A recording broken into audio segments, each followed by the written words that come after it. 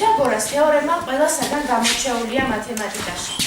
სკოლის გარეთ რომ ჩავატაროთ გამოკითხვა, რა გახსოვს სასკოლო მათემატიკის კურსიდან? დარწმუნებული ვარ, გამოკითხულთა 95% პითაგორას თეორემას დაასახელებს. ამბობენ, ეს თეორემა პითაგორამ ქვიშაზე დაამტკიცავა. სწორია თუ არა ეს არავინ იცის, მაგრამ თეორემა რომ არაჩვეულებრივია, ამაში ალბათ ყველა დამეთანხმებით. თეორემა მართკუთხა სამკუთხედს ეხება. კათეტების კვადრატების ჯამი, ჰიპოტენუზის კვადრატების ტოლია. თითქოს ლექსის კითხვას იწყებო. კათეტების კვადრატების ჯამი, ჰიპოტენუზის კვადრატის ტოლია. პოეზია იღვრება ამ ფრაზიდან. ისე ბოროტი ჩანაწერები ამბობენ, რომ ეს თეორემა პითაგორამდეც რამდენიმე 10,000 წლის წინ იცოდნენ.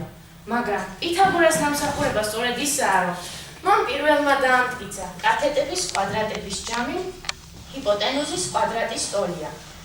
დღეისათვის პითაგორას თეორემის დამტკიცების ძალიან ბევრი სახე არსებობს, მაგრამ მათგან ყველაზე გამორჩეული ის დამტკიცებაა, რომელიც ერთი სიტყვისაგან შედგება შეხედებით.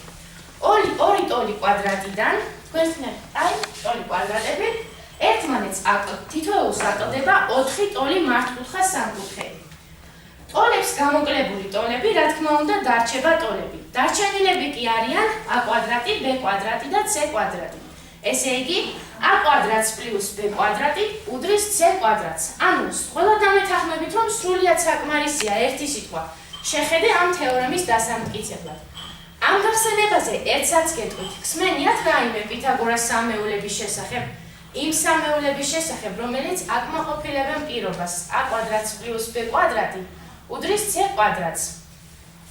ეს სამეულები ასია. პირველი სამეული გახლავთ 3, 4 და 5. მეორე სამეულები ესენია.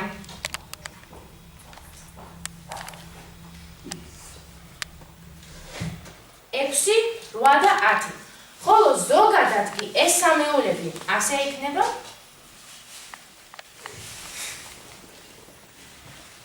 3k, 4k და 5k.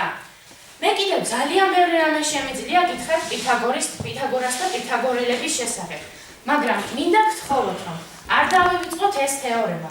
კათეტების კვადრატების ჯამი, ჰიპოტენუზის კვადრატის ტოლია. არ დავივიწყოთ და რაც მთავარია გამოვიყენოთ. დიდი მადლობა ყურადღებისათვის.